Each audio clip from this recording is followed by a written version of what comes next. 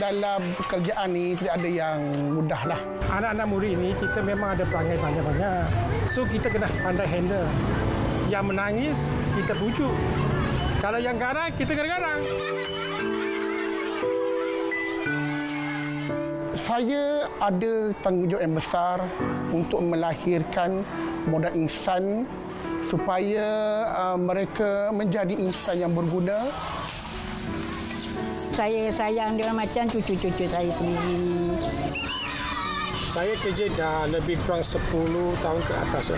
Saya boleh bertahan di sini sebab saya anggap dia semua ni anak-anak saya, cucu saya.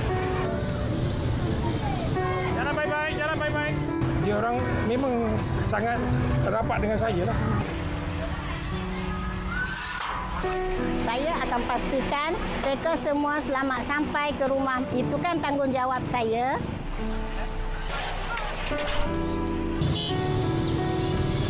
Saya sentiasa menerapkan nilai perpaduan, nilai kasih sayang di sekolah. Inilah kawan-kawan saya.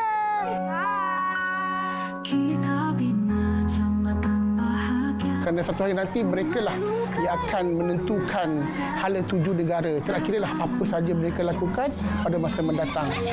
Satu hati menuju cahaya.